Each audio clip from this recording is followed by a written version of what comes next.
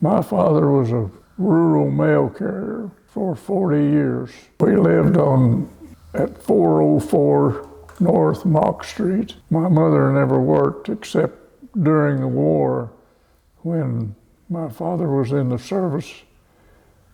Then she worked part-time at the 5 and 10 cent store down in Prairie Grove. The population was about 900 at that time, I think, somewhere along in there. We had a telephone, but the numbers were so small that everyone could remember your number. I know my parents' telephone number was 150, and it was a different time altogether. When I was in high school, about the only thing to do in the evenings was walk down to the main street and hang out with a bunch of guys I knew.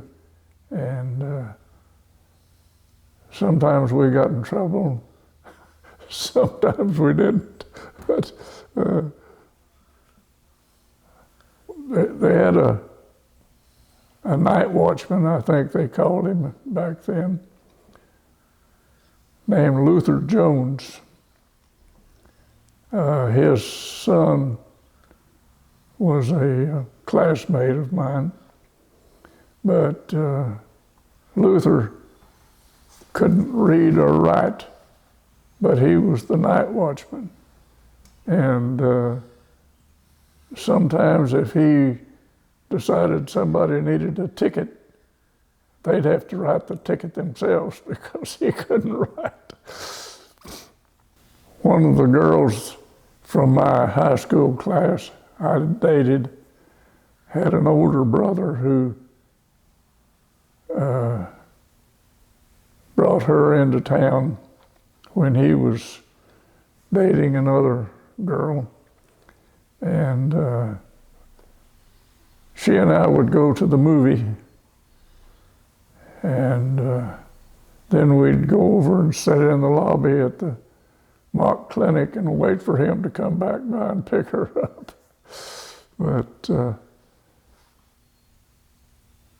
the Parks family owned the theater, and I worked for them part-time, doing first one thing and another.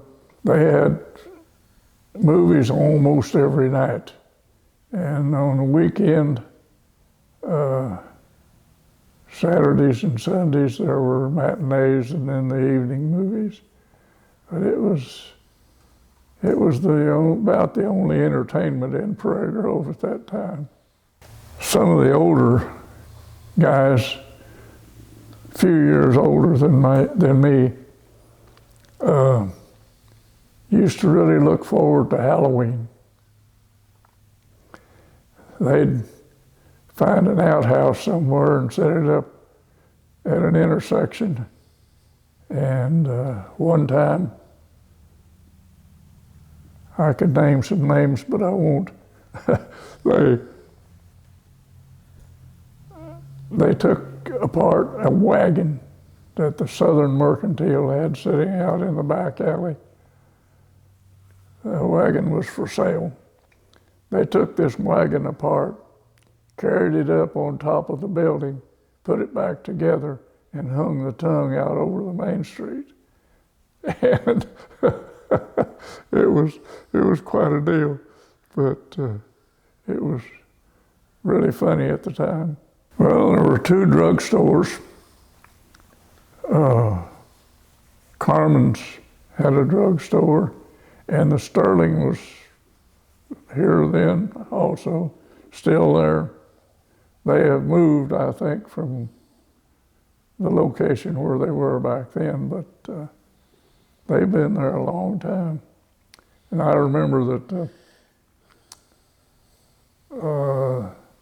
the Wolvertons, Charlie Wolverton and his brother, can't remember his first name, and Vincel Bell, Clarence Davis, They were all partners in that. And the Elizabeth Hospital had a subsidiary of the Sterling Drug right off their lobby.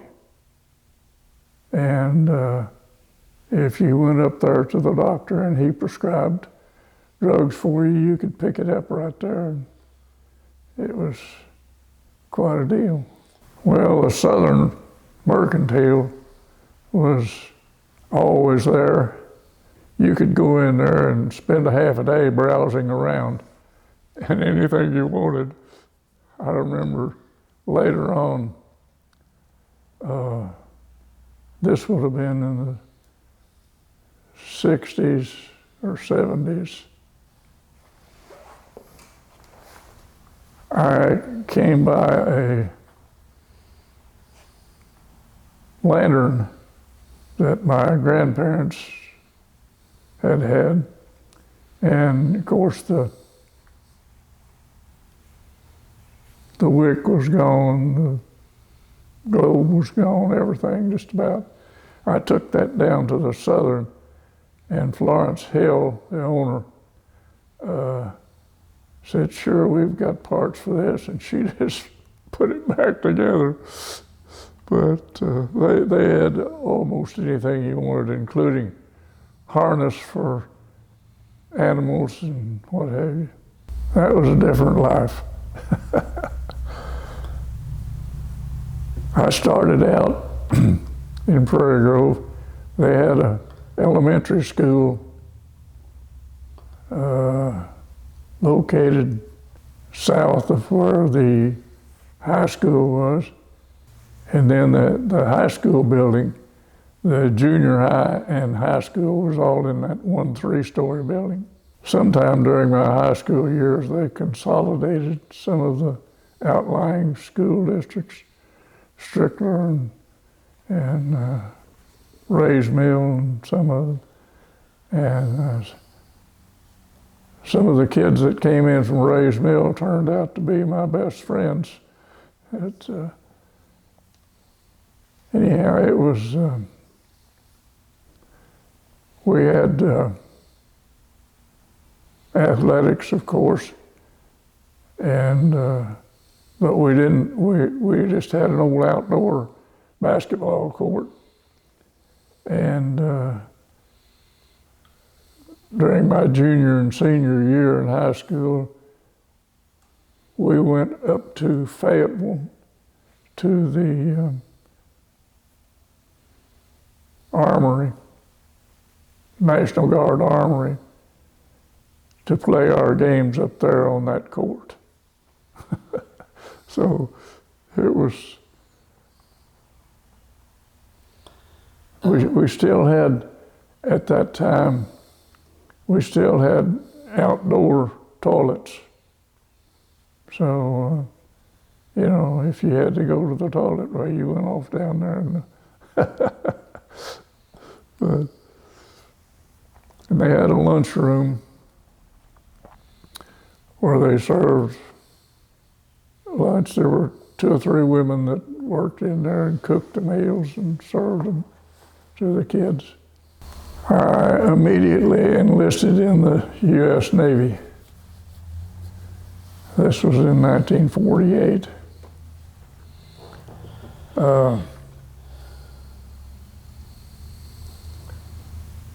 Went through boot camp in San Diego, California. Spent almost 5 years in the Navy because I got caught up in the Korean War, and then came back here and married the preacher's daughter. And we lived the first 10 years or so over in Oklahoma. I worked for the mental health department over there at Veneta State Hospital and Enid State School. But we kept trying to get back here and finally did in 1966. Been here ever since. Raised our 2 children here. My wife's maiden name was Bidwell.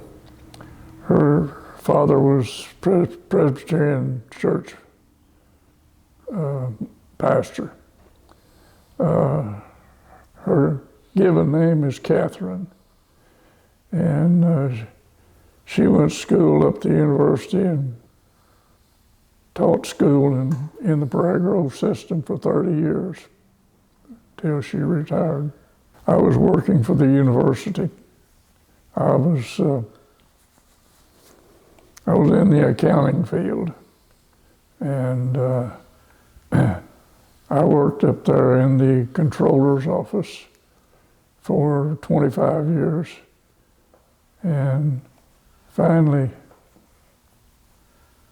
retired because I just couldn't stand it any longer. Well, when I was going to school, we had carpools, of course. Several of us would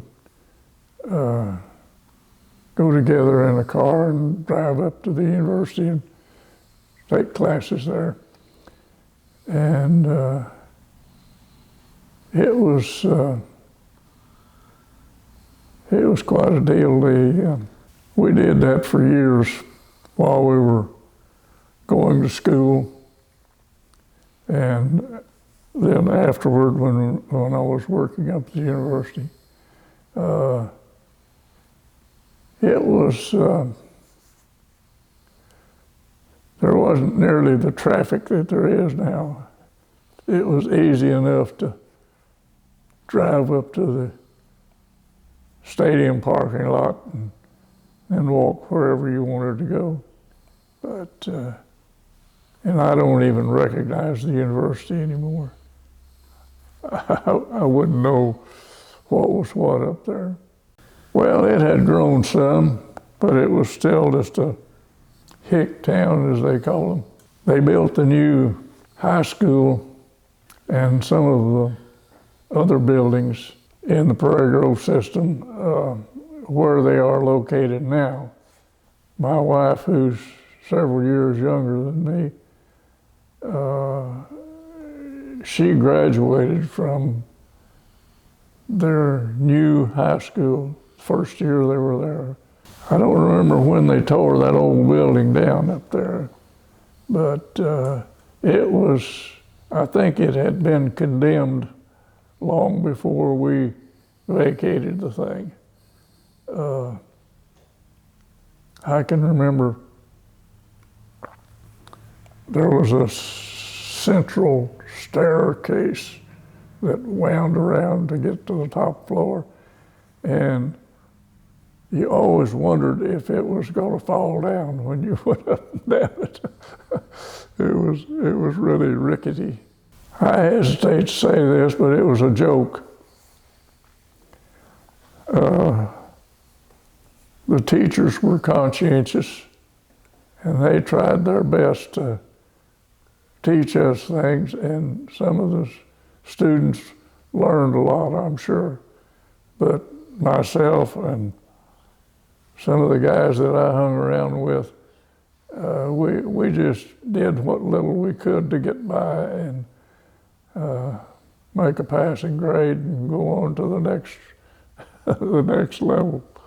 During the summer months, we had some activities that we participated in that we made up ourselves.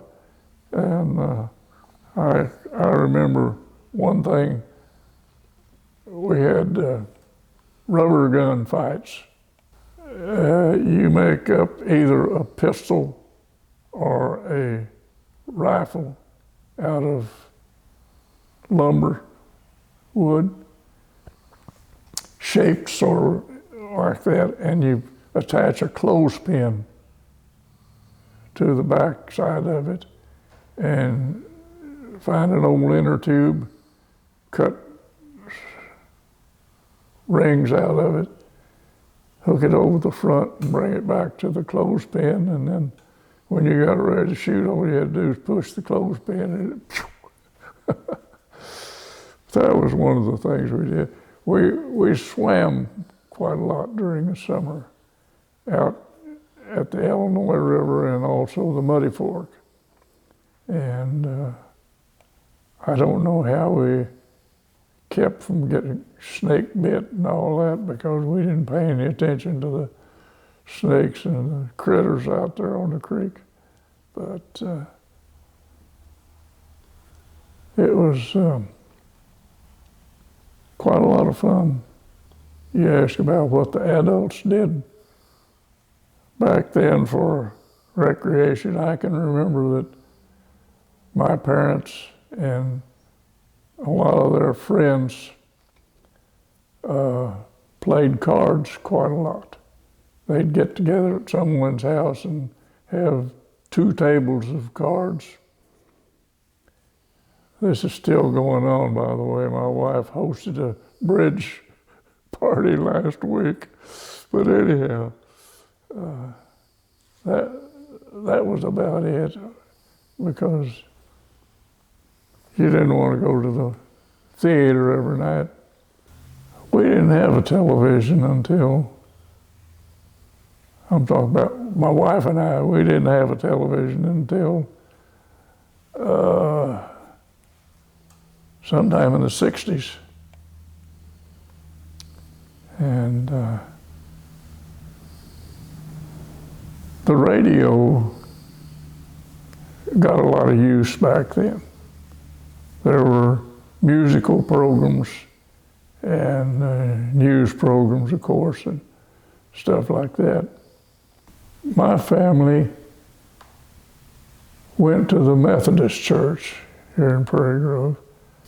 My mother's parents, the Dodsons, were Methodist, and so we ended up down at the Methodist church with them. But the Presbyterian church was quite active at that time too. And a lot of the old Prairie Grove standbys, the Parkses and the McCormicks, and a lot of those people belonged to the Presbyterian church. And my wife grew up in the Presbyterian church. Well, there wasn't anything here. It was just grown up mostly. The only thing here was that old bandstand out there. And it got a lot of use from when if you had a car, you could come up here and pull around behind and you know, try to make out or whatever. Sorry about that. But while we were gone, the Lions Club decided to undertake a project of cleaning the place up. And they started out just keeping the grass cut, and first one thing and another like that. And one thing led to another, and they built picnic tables, and then they decided they'd bring in some of these old homes. Most of these buildings were in the outlying areas, and they tore those down and brought them in here and put them back together, even including that chimney thing out there.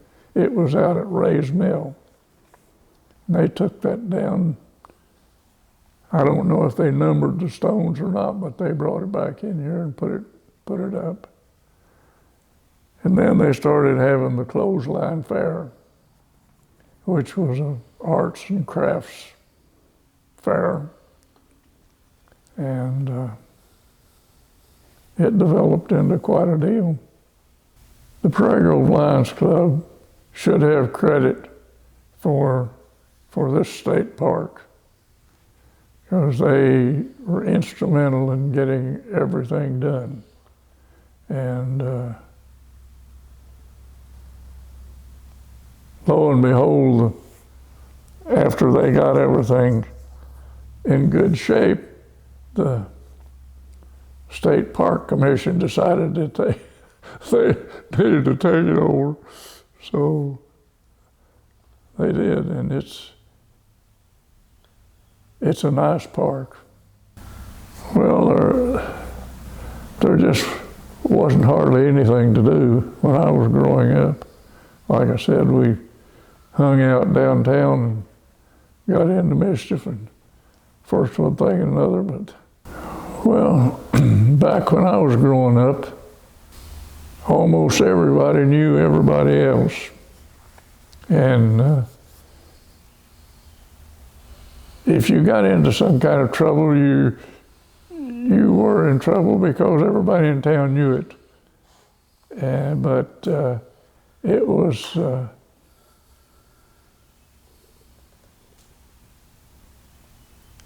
time when neighbors took care of neighbors, and tried to look out for the welfare of the community and churches and what have you.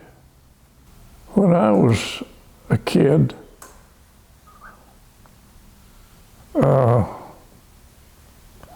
they had what they call a trades day every Saturday. People from